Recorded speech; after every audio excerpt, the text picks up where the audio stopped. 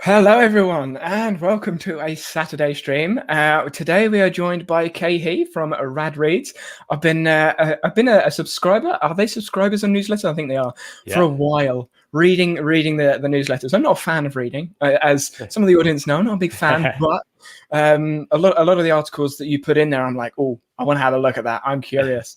And the 10,000 work week is an interesting topic. I know you've got a course on it as well.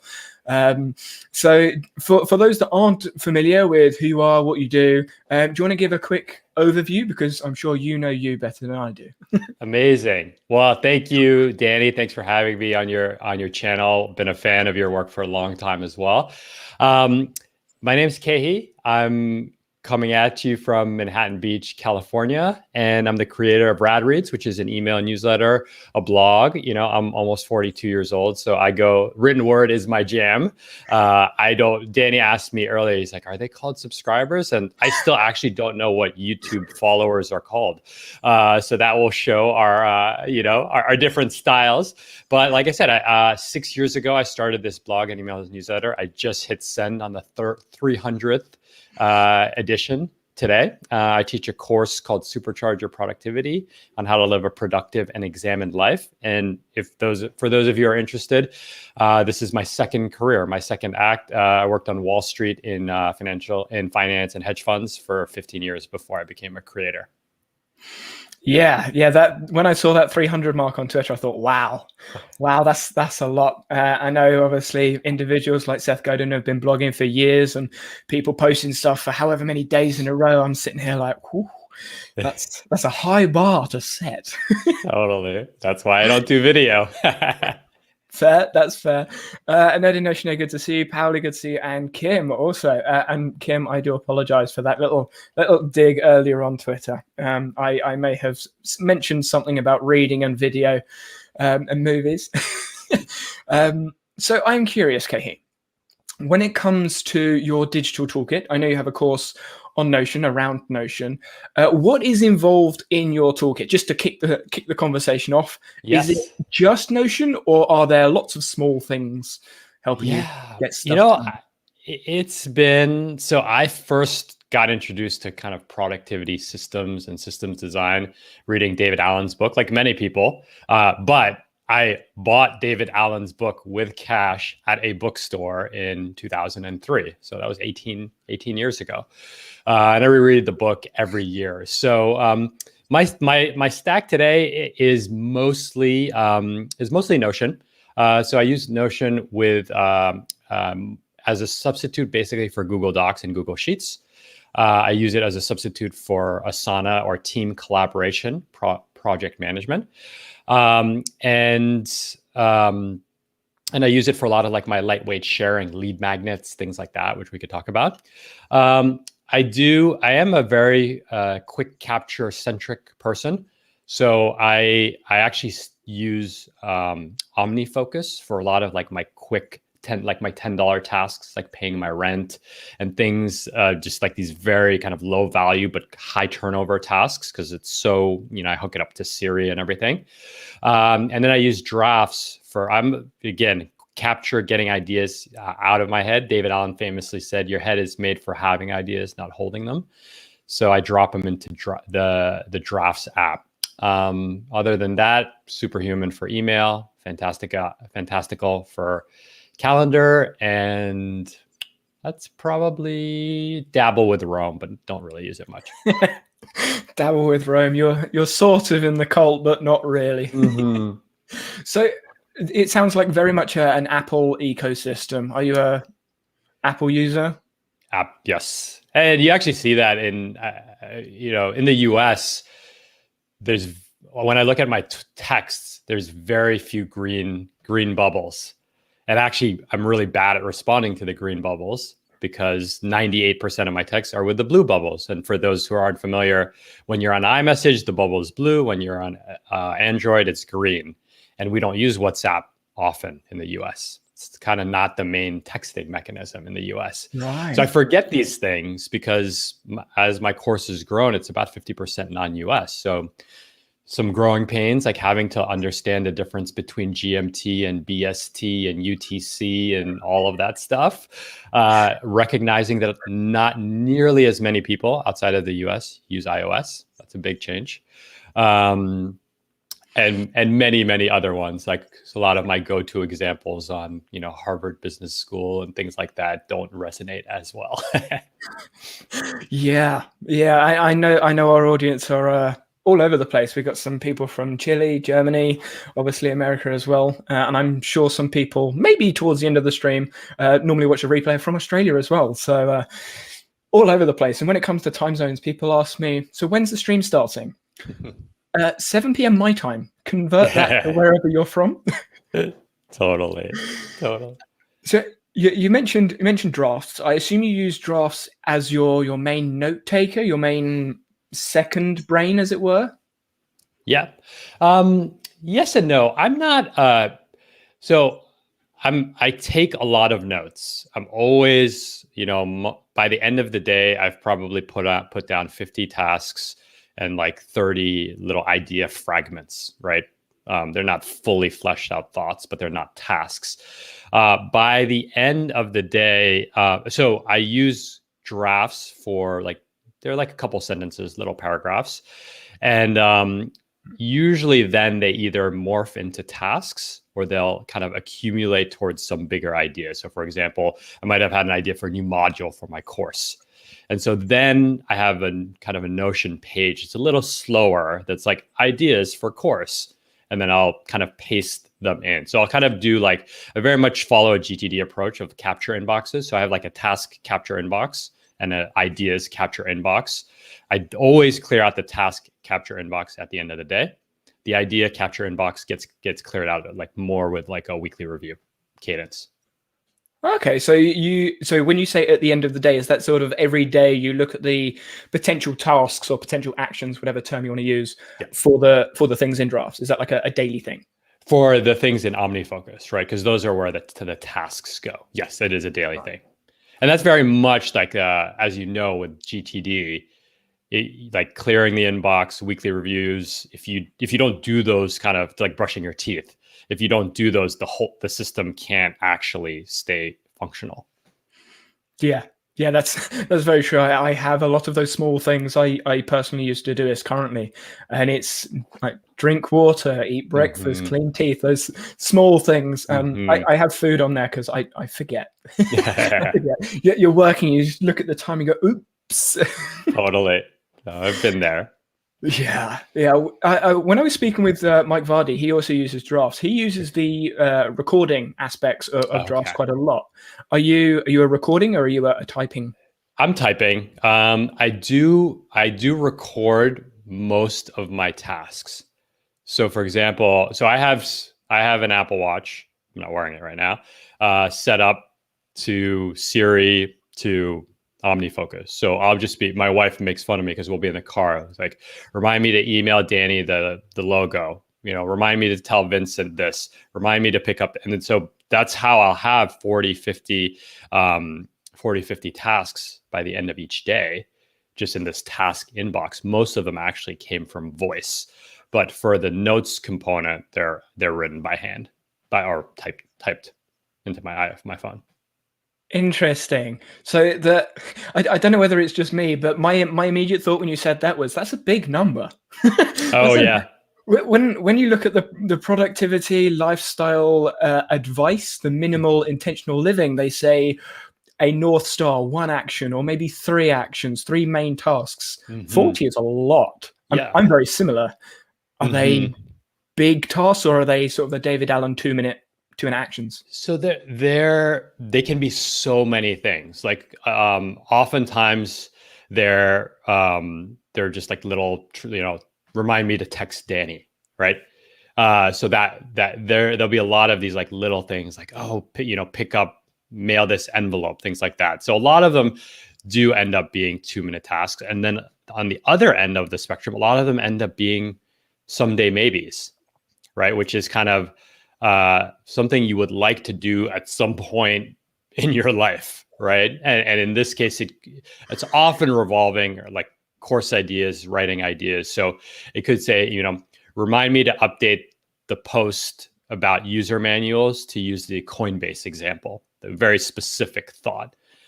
It's $10 work. I want it down for posterity. Might outsource, assign it to one of my colleagues, and then come back to it, or just discard and be like, you know what, I actually don't need to do that. But to me, it's a very therapeutic part of the days to not have it lingering in my head. So there'll be 40 by the end of the day. I might 2-minute rule 15 of them or 10 of them, and then cross out 10 of them. Like, I actually don't even want to do that. And then the rest will go into, different homes someday, maybe type lists. Right. And Pauli, just as reference, so Omnifocus is an application. I'm not 100% sure whether it's a paid app. I'm assuming there's a paid tier. Yes, it's actually a very paid app. I think it's like $40, $50. Right. I know it's very, very popular in the getting things done sort of like world of productivity. Exactly. It was one of the original Mac. I mean, it came out before the iPhone came out. It was one of the original Mac apps for implementing GTD, David Allen's Getting Things Done system, like to the T. I mean, it takes every little bell and whistle of that system and lets you tweak it and customize it.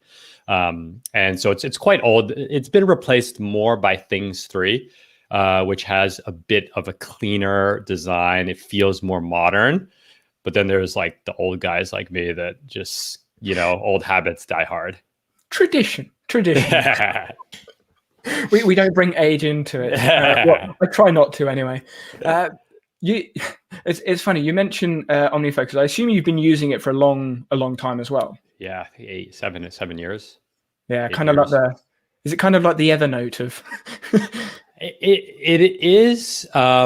It's not. It's a little more specialized than Evernote. So it's got like a very specific use case. Right. So for example, you use Todoist, right? I would assume a lot of people on this stream use Todoist or something like it's more of just a traditional task management app. You have lists, right? You live streams, my course, my finances, et cetera, et cetera. With Omnifocus, one of the things about GTD is that you have to review your lists regularly. And so what Omnifocus does, though, is it actually lets you customize how frequently you review each list. So like your bucket list, right? Let's say on your bucket list, you want to see a prize fight, surf in a private island, and hike, Everest, right? That's on your bucket list. So what GTD says is, well, you can't not put these things down or else you'll never even do them. But it also says you might have 15 years to do these things. So you don't want them to hog your mind space every day, every week, even every month. So a true GTD process allows you to customize the review frequency of every list. So you could say on my finances, I want to review it every week. On my bucket list, every 6 months. It's a very, very specific nuance, but it actually makes a ton of intuitive sense, right? You don't want to check your bucket list every week. It just will be too tedious. And so that's like one tiny little feature that rolls up into that. I see Alexander saying, 99, and you have to buy every edition. So it's like 99 for Mac, 60 for iOS, 40 for iPad. It's like every device you want it on, you have to buy it. So I think if you max it out, it's close to $200 one time. No, not a subscription, but still. Yeah, I'm much more of a free apps guy personally. Mm-hmm. So you mentioned the someday list, the someday maybe list, and you sort of covered the bucket list. How do you manage that someday maybe list or the waiting list? How do you manage that? So the thing about the someday maybe list is, I would say there's two things. So how familiar are you? I know you are, but the audience, if I talk up in like para terms, do I need to explain that, or? I think the majority of the audience understands, but for those that don't, do you want to do a quick? Okay. So Tiago Forte from Building a Second Brain has a framework called PAR, which is basically like how you organize your projects.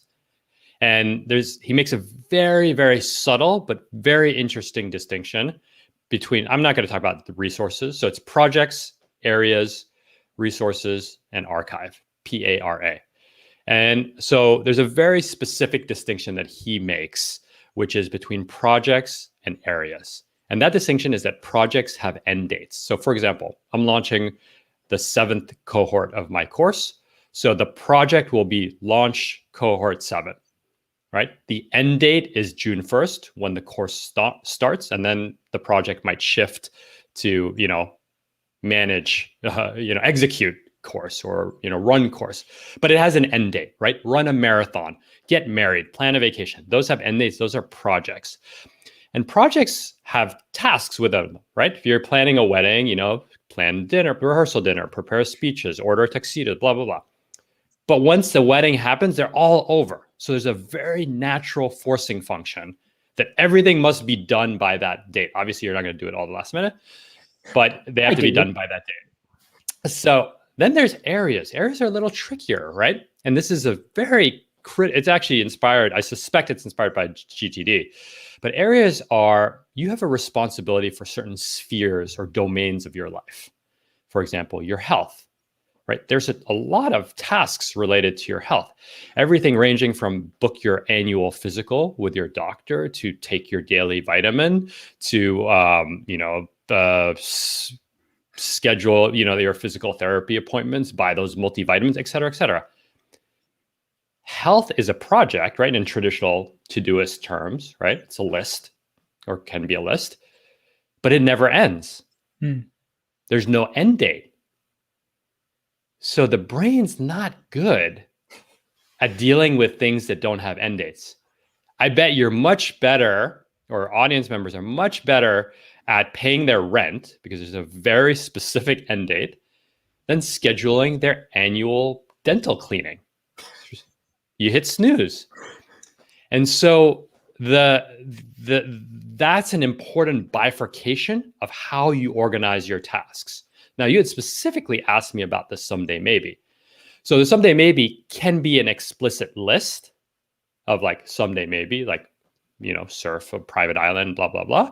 But they can also fall across these areas that don't have end dates. So for example, one of my areas is my girls. I have 2 daughters. So they have their own lists. I'm never ending that list, right? They'll always be my daughters as long as I'm alive. So I'm not ending that list. But there's something there that's like, take French lessons with my daughter. So that's not a bucket list item, but it's an easy one to hit snooze on because there's no deadline. Fake deadlines do not work. Our brains are way too smart. We know right away. We know pay rent, real deadline. Take French lessons with daughter, fake deadline, ignore.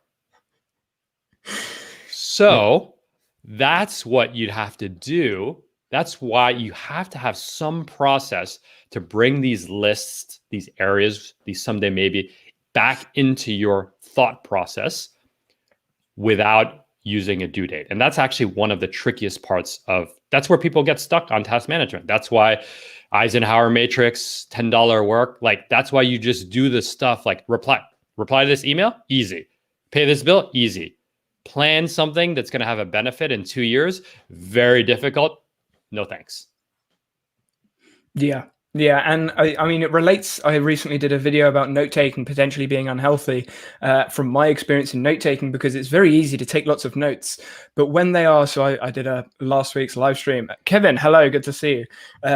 Last week's live stream, I sort of expanded on that idea that a lot of notes are abstract concepts, abstract thoughts, and there's no real finish date, end point to the note. And they become that bucket list of notes, and it's very easy to capture stuff. Yeah. Which is why I'm not, you asked me earlier about notes and second brain, is I'm not a big note taker. I just dump little idea fragments in like random places. But to me, and this is why this is so important, a few of my followers on Twitter have nicely said, it's like, how come every time someone asks a question, you have a post that answers it? So, because I've been doing it for 300 weeks. So I have 300 posts. That's my note taking. Yeah. Someone sends me a good quote that moves me. I'm like, okay, how do I turn this into a post? Someone asks the same, I get the same question 3 times. Why you? What steps did you use to prepare to leave a career in finance? I write that as a post. And I take my little fragments, but I didn't like sit there like, okay, I link this idea to this and link this. You just ship it. I mean, that's why I love Dickie Bush and what he's doing with 30 Ship 30. It's just ship it, right? I think a lot of, and this is in the 10K work framework, a lot of this $10 and $100 work is note taking and tweaking your productivity systems and finding the right icons for your Notion setups and moving your notes from Readwise to Roam and then back to Evernote and then back into Notion and then picking whether you're going to use Squarespace or Webflow or Tumblr or whatever, and picking whether you're using Hypefury or Type Ahead for schedule, and then you're like a year goes by and you haven't created a thing. Yes, very true. I like just keep going, just keep going on it. But yeah, and it's funny. I think it's code. Tiago mentions collect, organize, distill, and express. Okay. For me, the collecting is very easy. The organizing, I think, is where a lot of people sort of get stuck with. I know I did. And the distilling and expressing, I sort of combine those bits together and go, you know what? I'm going to distill it and express it kind of at the same time, because it doesn't have to be perfect. And I would, in that framework, and I took the class years ago before I even called it code. Code is, I think, relatively new, or that acronym.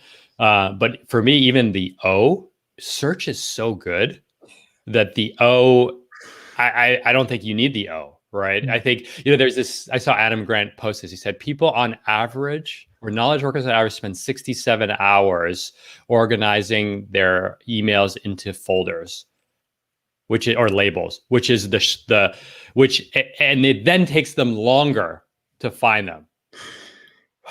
Yep. I read the same post. I clicked the same post. I mentioned it as well. So I've recently started doing, I'm calling them squirrel sessions, because my brain diverts into lots of different directions. And in the session, there's literally just a cue, and then I talk about it for 10 minutes and just explore different ideas, different thoughts. And that was one of the cues, and I went in so many different directions, and I got lots of different ideas about what that could mean, where it could go, and things I could actually do with it, rather than just reading it and going, "That's nice." Yeah. So, but yeah, there was a question from Gail in chat, which I will get to before I forget it. Omnifocus is highly focused, specialized to do app for GTD devotees. Believe so. If you're not committed to GTD but are exploring several methods, would you recommend Omnifocus? Interesting. Yes, Gail, it's a great question. So it's highly specialized. I actually would not recommend Omnifocus for most people, unless you have committed to GTD for, a cycle, like a year or something, then it's not worth it. It's like a very specialized golf club, or very, I'm a surfer. Like you have like these tiny potato chip boards for when the waves are like a certain shape, with the wind is a certain level, but like you can only use the board that day. Like that's what Omnifocus is. It's like a very specific thing. So I my actually go-to rec for task managers for most people is Todoist. It's fast. It's very cheap or free. I don't even know what the tiers are. Yeah. It's got capture, place clippers, everything. Super good UI. So I highly recommend Todoist. That being said, I highly recommend having a system for tasks that sits above the app. And to me, there's the one thing, there's Eat the Frog, there's all these bullet journaling and all that. There's all these different systems. To me, the one that I found most effective for tasks, I teach it, I've modified it, but when I coach, I use it. It is GTD. I mean, GTD is. But so what I would recommend to you, Gail, is to find any to-do list app and implement GTD into it. And then if it's sticking and you're really getting into, GTD is 250 page book. Like the Omnifocus manual is 90 pages. So there's a lot of nuance there, which for a lot of people won't move the needle, right? And like I said, it's taken me 18 years and I still don't explore all of the nuance of GTD. I just found the ones that work for me and then kind of leave the rest aside. Once you get the hang of that, Gail, in Todoist, then you might see, I wish it could do this. I wish it's hard to do a review function in Todoist. You'd be like, I wish it could do this. Then that's when you would start to explore the more GTD specific apps. And Things is cheaper than OmniFocus as well. And a lot of people like it much more. Yeah. I've seen Things 3 coming up sort of as a competitor. I sort of see Things 3 and Todoist as almost like direct competitors like Windows and, and Apple. Todoist is free. I mean, I use Todoist free and it does everything I need. So there is a paid tier, but you really don't need it, to be honest. If you have a system and you know what you're doing, I don't think you need it. Yeah. So you've brought it up a couple of times, the 10K week. When it comes to tasks, projects, actions, I assume there is a priority framework you put on it. And is that the 10K framework that you have? That is, that's exactly the 10K framework. And if I could drop it in the chat, anyway, I'll walk you through it. But basically, the 10K framework has an x-axis and a y-axis. And so on one level, there's skill, low skill, high skill. And on the other axis, there's leverage, low leverage, high leverage. And leverage is a concept. If you're in the world of finance, you might think of getting a mortgage or borrowing money to invest. Like, I'm not talking about financial leverage, but I always ask people, leverage, how do you define leverage? To me, I'm a big surfer. Leverage is when my business keeps running while I'm on my surfboard. And so I had this moment with my course, last cohort, where I had this epic 2-hour session, perfect waves. I don't bring my watch when I surf. I don't know what time it is. And I came back and I opened my email and, we had processed 2 refunds. We had upsold 1 client into coaching. 2 office hours had happened, and all of the student questions were answered on Slack. And I was like, nice. The business keeps running when I'm surfing. I asked Anne-Laure LeCunff the other day, what's her definition of leverage? And she said, my community is still thriving when I'm at home hungover because I went out late with friends. All right. And so leverage is, one to many versus 1-to-1. So again, $10, low skill, low leverage. The baseline, writing an email, responding to email, picking the right Slack emoji. $100, high leverage, low skill. So that's actually the land of productivity, like Zapier and GTD and all that. Like, great. You amplify your activities. You're more productive. You're not going to run a business just because you're good at GTD, right? That's true. You're not going to run a business by being a Notion pro. It helps.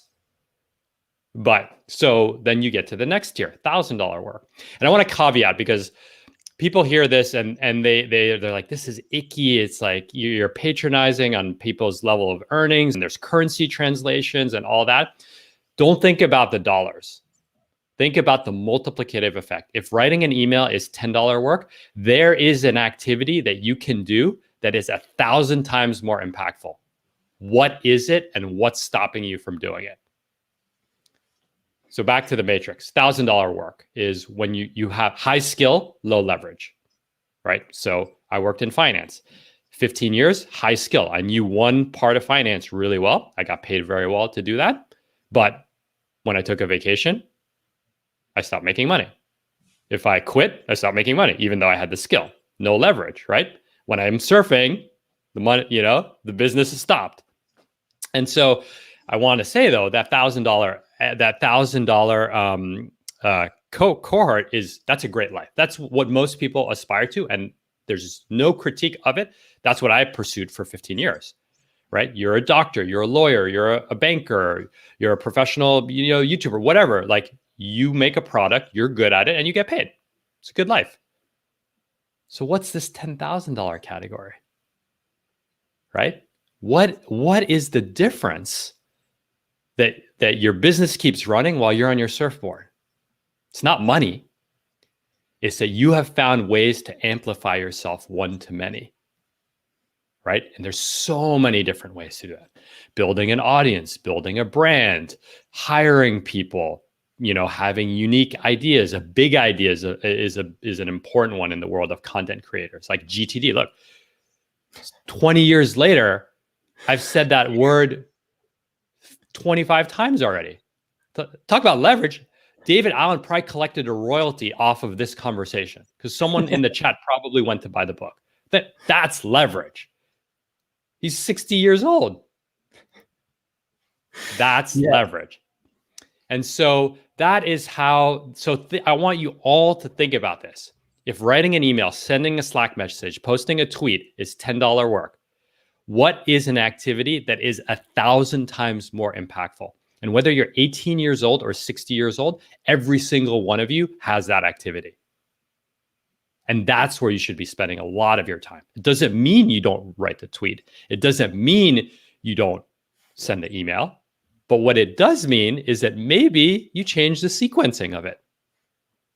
Maybe that thing that's 1,000 times more impactful, maybe you do that when you're feeling the clearest in your day. For some people, that's like morning people, that's the morning, whatever. No, I'm not one of those like be a morning person people. So that is how, that is the framework. And when you look at all of your activities through that lens, it's really powerful. You start to see that you spent a lot of time doing $10 and $100 work.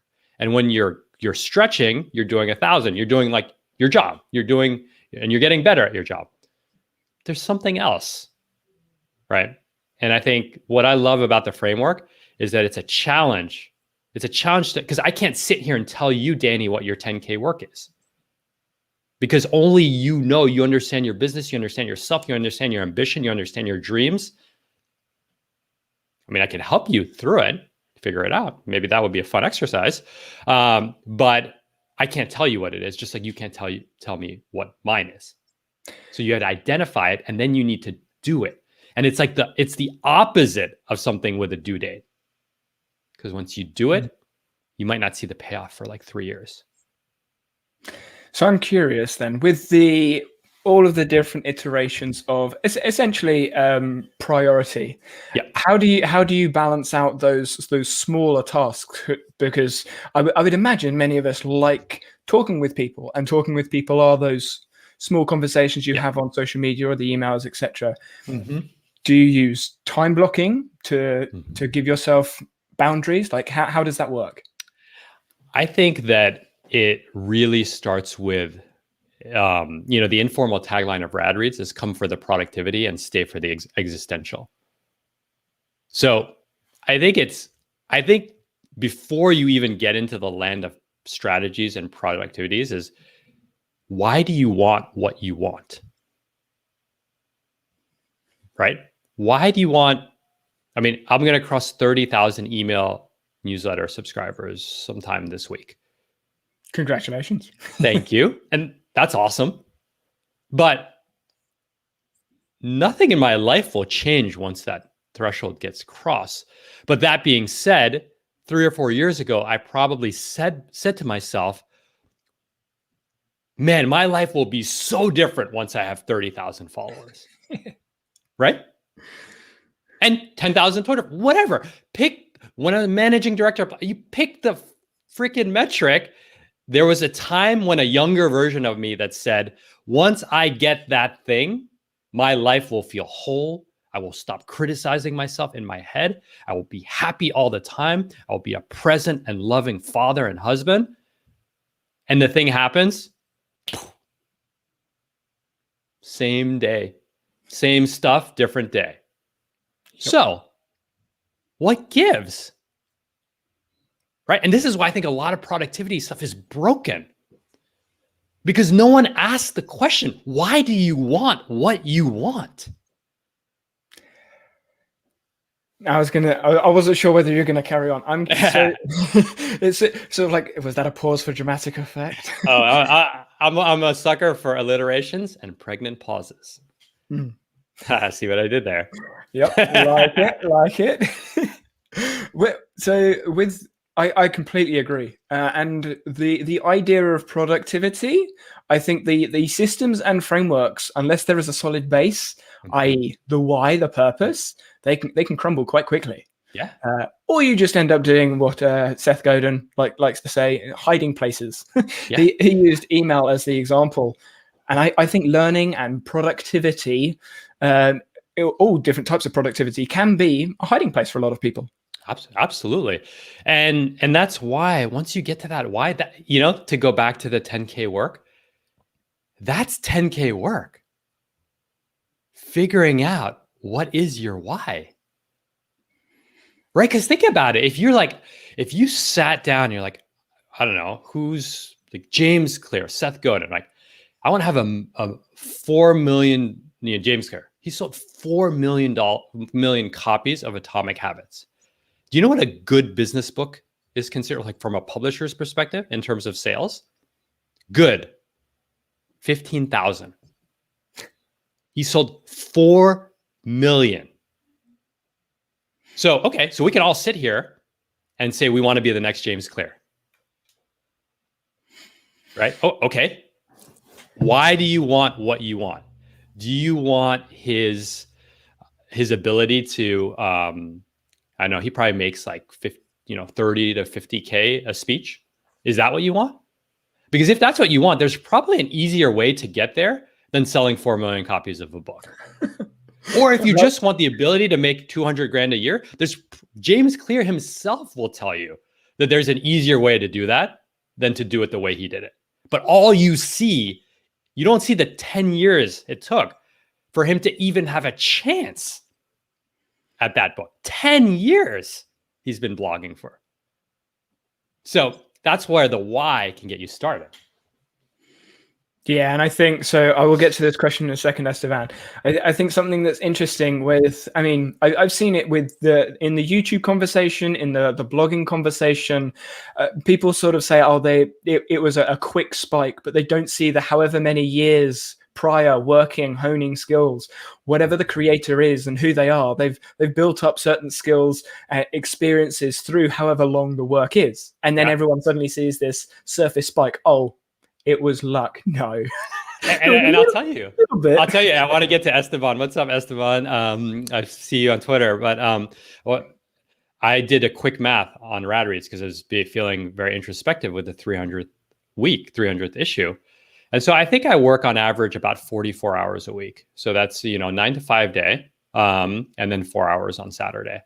What's that? I was gonna say, and a bit more. Yeah. So 44 times 300 weeks is like 13,000 hours. So, and I make decent money as a creator, but like I make 10% of what I made on Wall Street. Not to mention the 5 years I made no money. Right? If I wanted to make money, I made a bad decision. But I did it, right? Because I had done the inverse where I had made good money and I was like, this is a bad decision, or this is not, I don't want to say it's a bad decision. It's not the life that I want. So think about that, 13,000 hours to get to, and I'll give you the metrics. I can live a comfortable life in LA, which is a high cost of living place, support a family of 4. I have 30,000 email and newsletter subscribers. I have 15,000 Twitter followers. And that's it. Yeah. Like that's like, it's cool, but it took 13,000 hours to get there. Yeah. If you're going on, I think is it the book called Bounce, the 10,000 hour rule came from? I can't remember. It's kind of a flawed, Outliers by Malcolm Outliers, yeah. Kind of a flawed research because it's applied to too many contexts that the research wasn't actually done in, but still the idea stands. The meme stands. yeah, exactly. I wrote an essay on it. Mm-hmm. So spoke about it quite a lot. Yeah. So what are some good questions to find your why? Yeah. Very introspective. Yeah. I wish I could tell you, Esteban, that there's actually questions. I do. So I'm a big meditator, or a big believer in meditation. And so I meditate between 40 minutes to an hour every day for 6 years. So the quietness of the meditation, just, it's like all your thoughts melt away. One of the meditations that I do is I sit there, and when I have a thought, I just stare at the thought in my head, and then eventually it just disappears. Like the thought will be like, oh shit, I didn't prepare for Danny's live stream. And then I stare at it, 3, 5, 7 seconds go away, it just disappears. And then you say, gone, just gone. And so you get to see all of these, like, we create these crazy stories in our head. There's so much noise, and you're like, do I want to be James Clear? Do I want to be this? Do I want to be a Notion Pro? Do I, is it GTD or bullet journaling, Omnifocus or Notion or this or this or that? I mean, that's what our lives are. That's what's in our heads. And so I think the one question is like, you have to create the conditions, the environment, so that you can see your why, so that it can emerge. And so that being said, I will. There are a few tactics that you can use to find your why. I think one, again, comes through the power of self-awareness. Like, what is an activity that you do where time melts away, or you come alive, right? And someone might say snowboarding or surfing. It's like, okay, I'm not saying go become a professional surfer, but pay attention to that, because it's not just surfing. If I use surfing, it might just be the act of sitting quietly with my thoughts. Or it might be this element of like, there's always a lingering amount of fear. Like, it's scary. Like, you could always get hurt. There's a small chance of getting hurt.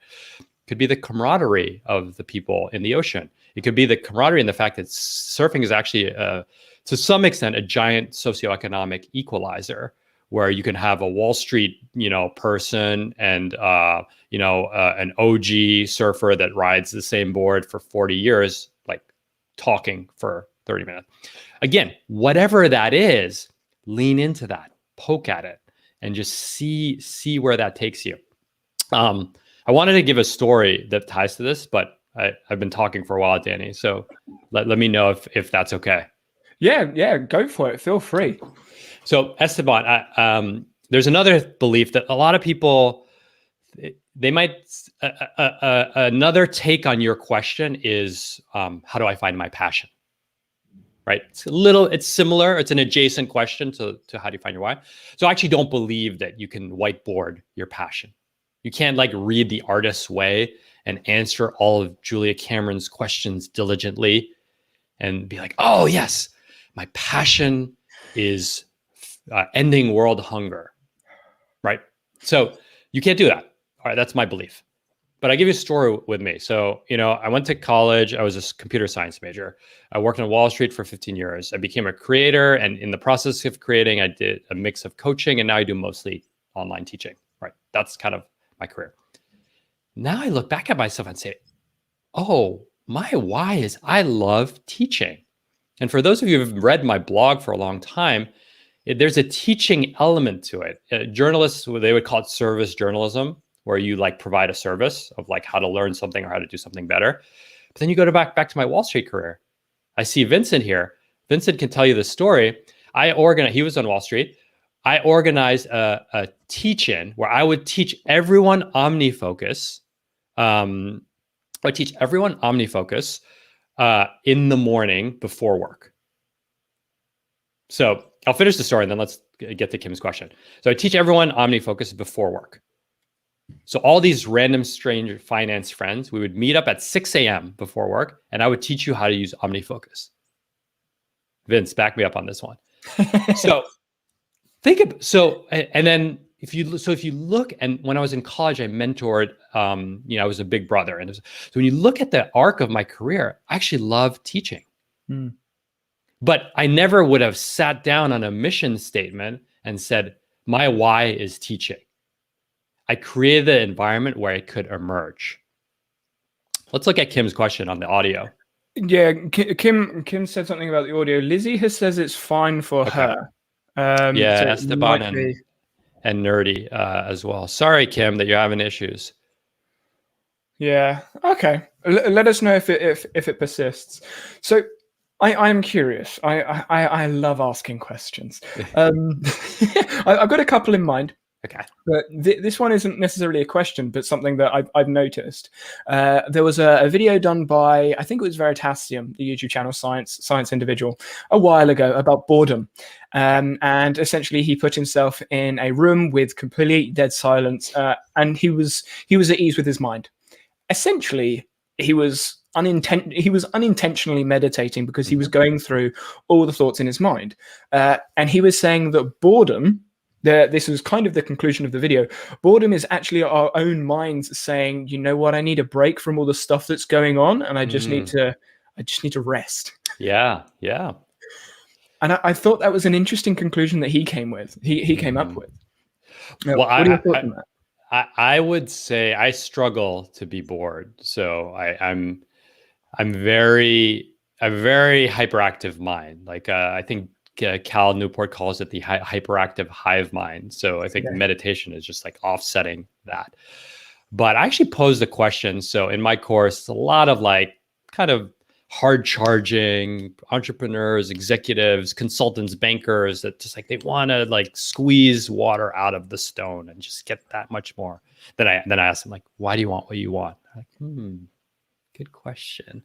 But one thing that I've realized consistently across my tweet, you probably see me tweet about this, I write about this, is that in my audience, and I presume we have some overlapping circles, that there's two things that my audience can't do. And I can relate because I can't do them either. And I want to, in the chat, I want to hear if you agree with these two things. The first is they cannot take a walk without headphones. And the second is that they will not let themselves read fiction or literature. They only read nonfiction. And these are two things that I can very much relate to. And I think it actually ties to your boredom point.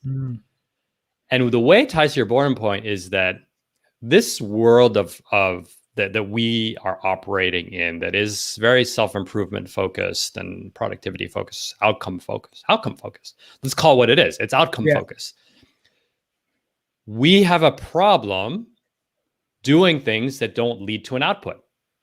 But some of life's greatest moments don't lead to an output.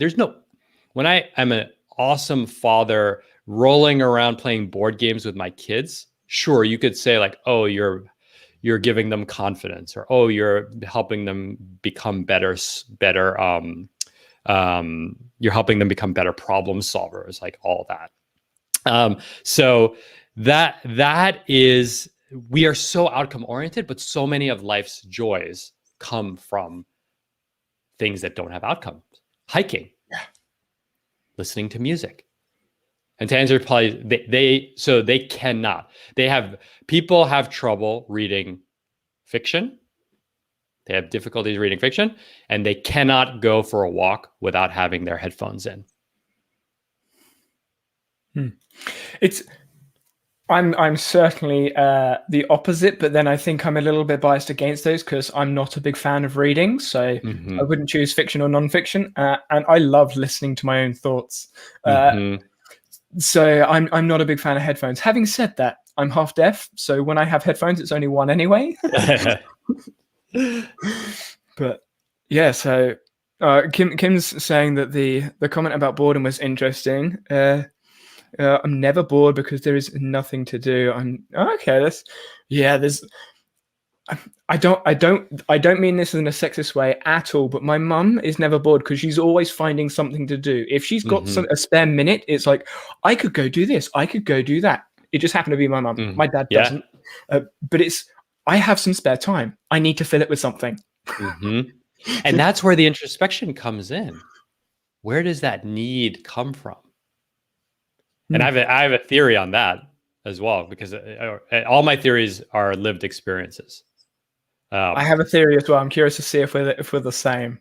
So So what I have, it's more than just my experience. It's speaking with other kind of high performing folks.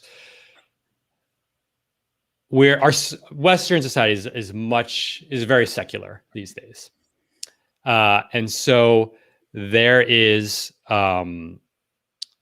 we don't believe in an afterlife. We don't believe in like a higher power. Again, I'm using very broad strokes.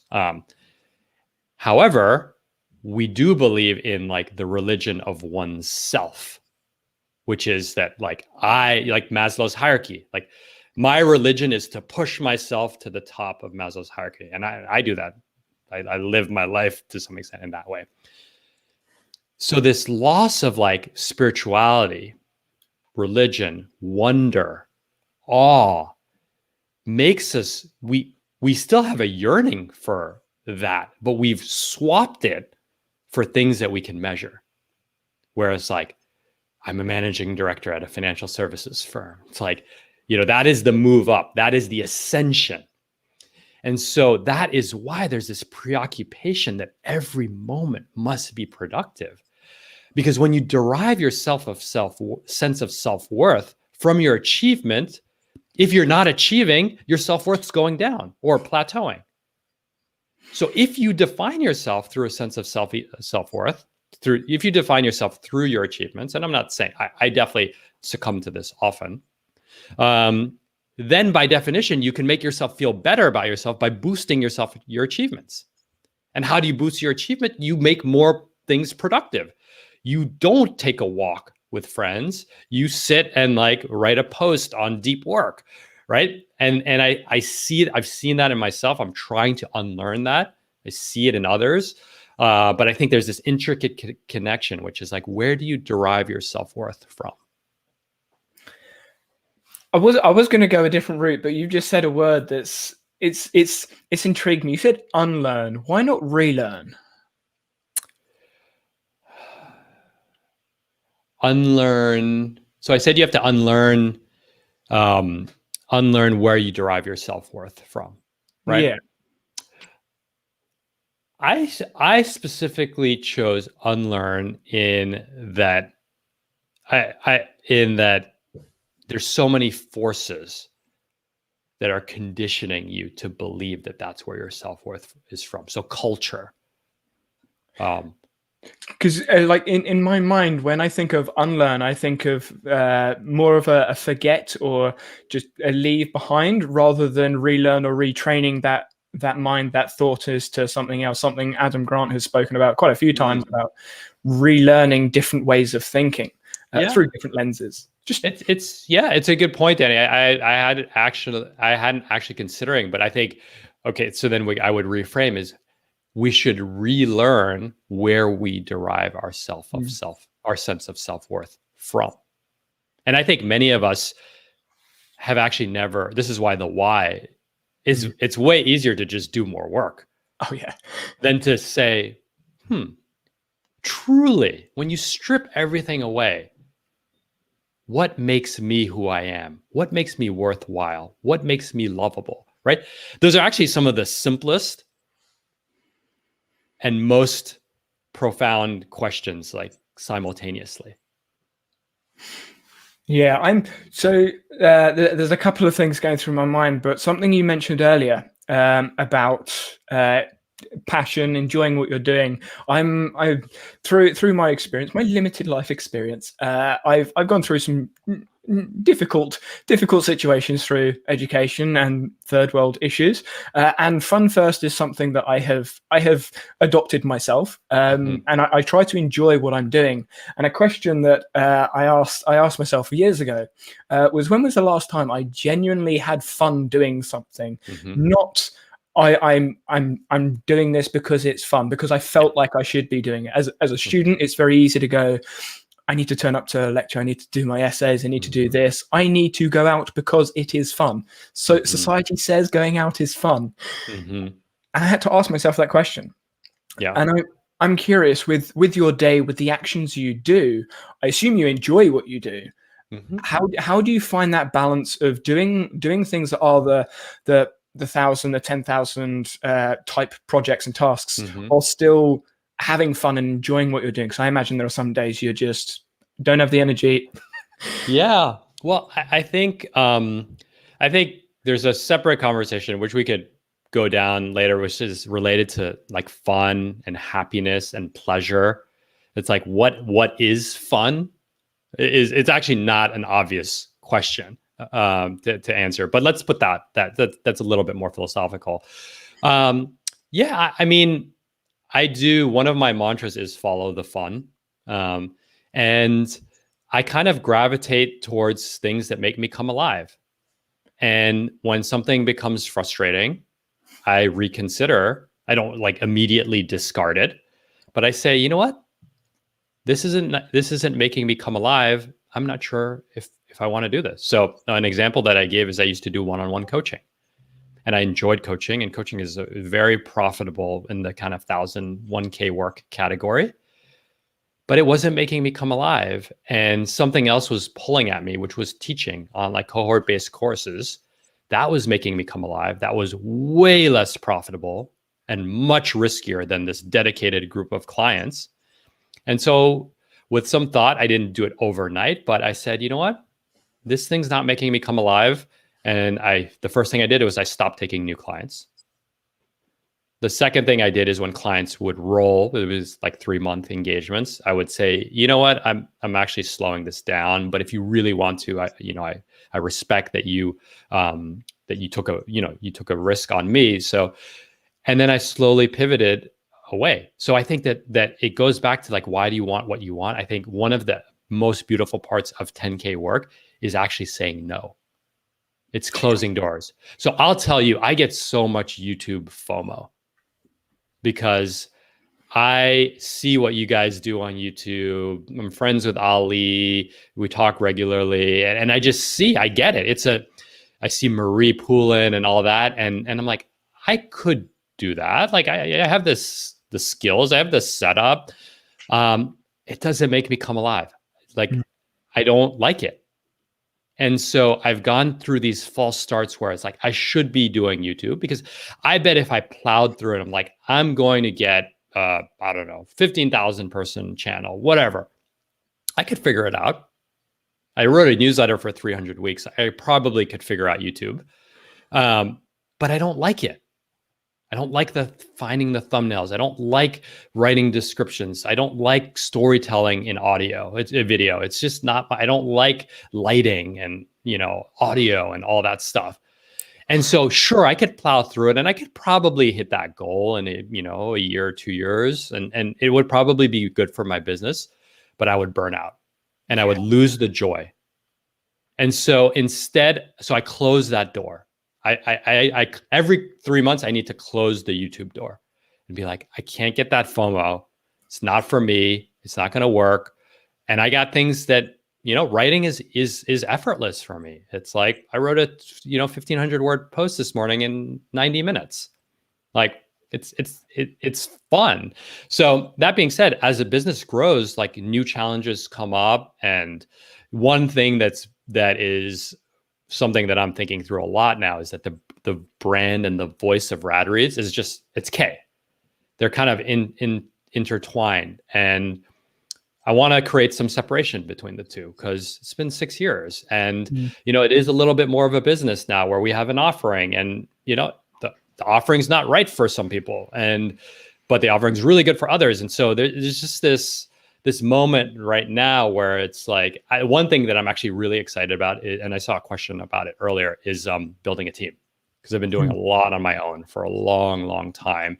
And I miss that part of mentoring, of having people that you're teaching new stuff for, helping them pave their people that are 10, 20 years younger than me, kind of open doors for them that people opened for me when I was 20. So like that is exciting to me, and that's probably something that will be incorporated into like Rad Reads in the near future.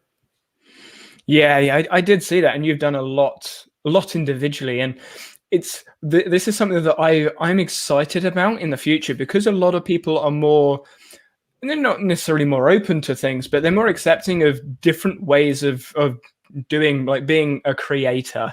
I don't know what term to actually put on the industry. Is it? Yeah. And video for me is what blogging is for you, I would imagine. Because I tried writing, but I've done my academic writing, but for recreational and potentially business use, it just doesn't, like you say, it doesn't really fulfill me. But video for me is the other. And I think having both those people in the world, like all the different types of people, are amazing. You look at TikTok. Yeah. I'm exploring TikTok, but some of the people on there, I think the skills of some of the people on there that are 14, 15, you look at their editing and I'm like, what? How have you learned that already? Yeah. I wrote this kind of post on the 300 lessons from writing 300 newsletters. And there was a giant tweet thread where I asked, like, what do you want me to write? And someone said, can you write the whole thing using memes?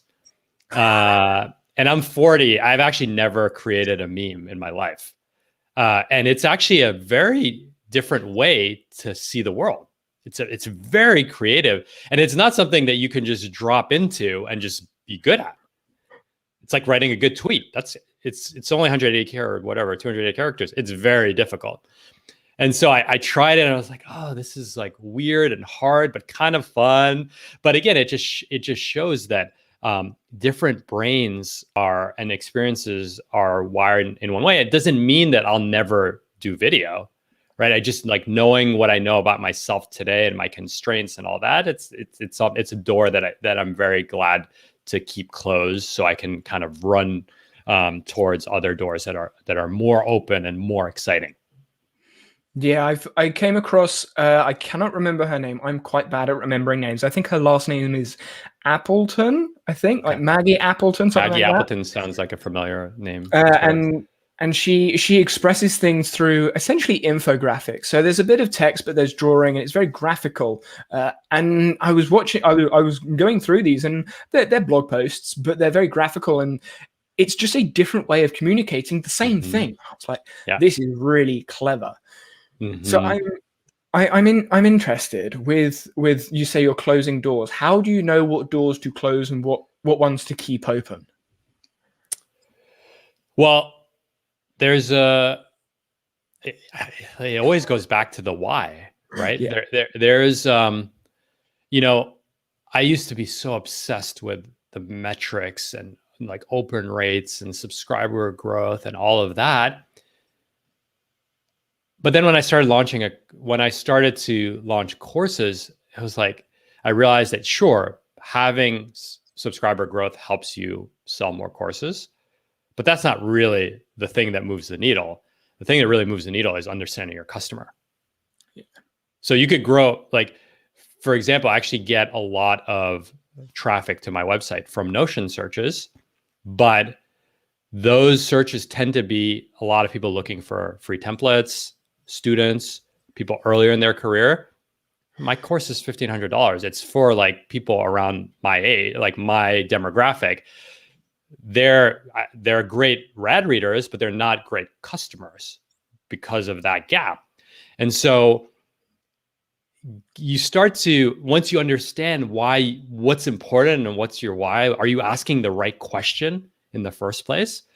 Then it becomes much easier to close doors. Then the second tier is the enjoyment factor, right?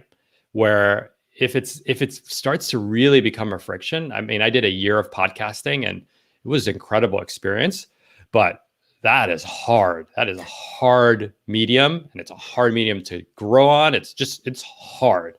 And I was just like, you know what? This was a great experience. I learned a lot. I met incredible guests, but I'm going to close the door on that. So follow the fun. And then it comes back to, there's the personal why. And then now that RadReads is like a little bit more of a business than just like, what does Khe feel like doing today? Then it's like, well, what is our vision for RadReads, right? And right now, our vision for RadReads is to create courses on how to live a more productive and examined life. So what people often come to me with is, Khe, can you teach a course about teaching courses? Like, you've made money teaching courses and people want that the internet is littered with that, right? Like, once you figure out how to make money doing one thing, then you make more money teaching other people how to do things. And I said to the person, I don't want to do that. That's not interesting to me, because the why for rad, even though you could make a lot more money, the why for rad reads is quite clear. Help people live more productive and examined lives. It's not help course creators make more money. And there's nothing wrong with that. Someone else will do that, but that's not for me. So being clear on why you want what you want as an individual, as a business owner, makes it quite easy to shut doors. Then you go through the 10K framework and you look for the amplification, right? You look for like, okay, I could start a new newsletter, or I could repurpose 6 years worth of content. Then it becomes like a return on an investment question, right? It's like what's better, and then that's more like traditional strategy planning. But again, it's through the lens of the 10K framework. Yeah. It's so when you're finding your why, it's from a fairly new individual in the creator space, a lot of the questions I get when people find out I'm on YouTube is, how many subscribers do you have? Mm-hmm. Doesn't matter. Yeah. How many views do you get? Doesn't matter. Mm-hmm. And they're very focused on vanity metrics. And when you look at a lot of creators in different worlds, the vanity metrics typically is what leads to burnout. They are scared of losing subscribers, losing views, losing this, that, or the other. And I feel like it's because that why that you keep mentioning, it's not clear. Their why is related to metrics they can't really control. Yeah. And we go back to the other point. Their sense of self-worth is tied to those vanity metrics.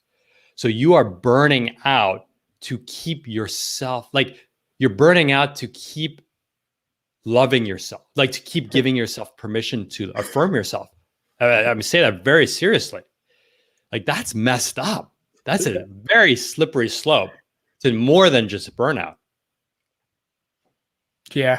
Yeah, completely agreed. And so when it comes to finding your why, finding your purpose, it's it's funny we say purpose. I did a squirrel session on this last week maybe, and I was watching something on Netflix called The Iron Fist or something like that, and it was very spiritual. It was a Marvel thing, so there was lots of like fighting and the rest of it, but there was a spiritual aspect to it, saying the purpose, like the character's purpose was to find their purpose. I was like, that's very meta. Yeah. I mean, that's what the movie Soul is about, right? And it's quite simple, right? And it's like you actually can't find it. Exactly. And that's kind of where I was going. So I'm curious. Obviously, when we find our purpose, it may change, it may shift. Obviously, a lot of people's purpose potentially could have been affected or changed by what's happened in the world recently, all over the place. Oh, totally, right? Yeah. So how do you suddenly realign your purpose? Well, I think that's why so much of it is cultivating this practice of self-awareness. Right. It's the meditation, it's the journaling, it's the therapy, it's the coaching, like that's where, right? I mean, people are really good at being very productive at work. They're quite good at, being healthy and fit and like all that. But then there's this kind of the inner self, right? Are you really cultivating that the way you would train for a 10K race, not framework? So I think that is, and that's something I feel very proud of what our course does, right? Like people join the course and I ask you, why did you sign up your course for this course? Now, really, like the 5 whys, like not the reason you tell yourself, but the deep burning desire from within as to what motivated you to buy this course. And so once you start to exercise that muscle, that way of thinking, that way of being, you can't unsee it. Right? It becomes very clear. Like when I do this gone meditation, I literally see the thoughts and then I see them disappear. And then I have these moments where there's no thoughts in my head. What a crazy concept. Like that's crazy for me, especially I started like there is someone with a hyperactive hive mind, right? To see for minutes, sometimes minutes is probably the longest. There's no thoughts. Wow, that just changes everything. I am curious with what seems like a fairly good control of your thoughts. Do you find yourself maybe sometimes or often potentially overthinking? I'm wary of saying overthinking because it Hmm. suggests there's a normal level Yeah. of thinking. But do you ever find yourself diving potentially too deep into a thought? Absolutely. Right. And I think you can, once you've cultivated this kind of practice, this inner practice, you can kind of you can zoom out and say, okay, what's really going on here? And Yeah. the very obvious one is when I yell at my kids. Because when I yell at my kids, most of the time, there's actually something within me that's quite upset that has nothing to do with my kids. Yeah. Yep. Frustration. Mm-hmm. Frustration a lot of the time. It's Yeah. my undergraduate's in sports coaching, and the idea of this recreational sport. Typically, the coach has either something that they didn't like in their sporting career, or they Mm-hmm. failed in some way, or it's a parent helping a team, a local team, and they coach out of frustration rather than help. Mm-hmm. And the Yep. underlying purpose for them is because, well, I didn't get there, so I want to make sure you get there. Yeah. Forgetting that they're kids and they want to have fun. I mean, the classic story, one of the greatest biographies out there, is of Andre Agassi. Right, his dad was an amateur boxer and an immigrant, I believe, from Iran, and just he never made it competitively, and so he would put tennis balls and rackets in the crib when he was like 3 months old. And then when he just learned how to walk, the thing that shoots the tennis balls at you and you have to hit them. He cut off the thing so that the speed would be like 3 times as fast, and he would like shoot them at his 3-year-old son who like barely could stand. You read that book, Andre Agassi is a tormented person. He is not a happy. He finds it later, but he is not a happy person. And you actually look at a lot of great athletes: Michael Phelps, Tiger Woods, Michael Jordan, Kobe Bryant. They are tormented individuals, and it's not a judgment. Like, they've accomplished incredible things. But I think you always have to ask yourself, like, why do you want what you want? Like, they know what they wanted. Like, they wanted greatness or whatever, or immortality or excellence. And you cannot, with any of those, you can't say like, wow, what a price that came with that pursuit. Hopefully it was worth it for them, right? In ways, just obviously financially it was worth it, but in ways beyond finances. Yeah, I am wary of the time. Do you have time for a couple more things? Yeah. Let's do like 5-10 more minutes. Sounds good. So moving into the kind of sporty realm, I'm curious. Are you familiar with John Wooden, the coach, basketball coach? I'm familiar. I haven't read his book, but I'm familiar with him. UCLA, right? I believe so. Yeah. I don't know that much about basketball as the sport, but as a coach, very, very, very well documented coach. Yeah. And his pyramid of success is something I've looked at multiple times. I'm not sure. Are you familiar with it? I haven't. No, I'm not familiar with it. No. It's worth having a look at. And I think there's a couple of interviews he did. I know he did one with Ted. He's passed away now, unfortunately, but his mindset of success was so unique and different when looking at sport, because he didn't care about points. And this is what came to mind when you were talking about the athletes. He was saying, we can score more points and lose, and we can score less points and still win. And I was like, wow. What? Oh, I love that. And obviously he was talking basketball reference, but it's the same thing. Sometimes in sport, you can win the game, but you feel like you've lost. Yeah. Oh, wow. Yeah. Oh, man. I mean, look, I worked on Wall Street, right? There's a lot of people who it looks like they won the game, and but it's quite clear that they lost. Yeah. When you spend some time with them. Yeah, I was kind of giggling at Kim's. I just read the first bit. Those who can't do teach. Yeah. Thanks, Kim. Negative connotation. I don't think that's a bad thing. Oh no, I agree. And it's interesting that looking at football, or I'm not going to call it soccer because it's not. Looking at football, the Premier League coaches, there is this bias in the Premier League that you have to have played at a high level to be a coach. Just because you can play doesn't mean you can coach. Like there's no what's the word? Transferable skills. There we go. There are very little transferable skills between actually playing and coaching. The ability to teach and coach, completely different skill set. That the best way to test this or to see this is to go to an expert and ask them to explain one of the concepts that they know very well in the most simplest terms. Yes. So, it's the Reddit ELI5, like explain it like I'm 5. That was actually one of my favorite interview questions when I was recruiting on Wall Street, because I wanted clear, concise thinkers that actually, like, the true skill of someone's understanding of a topic is their ability to explain it to someone else. Yes. Was it Einstein that's normally referenced for that one, or is that Feynman? I can't remember. Probably Feynman, but I don't remember. Yeah, I think obviously Feynman's technique is explaining something in simple terms. That's fine. Yeah. So yeah, I would imagine Feynman, but yeah, and it's something I've been speaking about recently quite a lot. Plain language.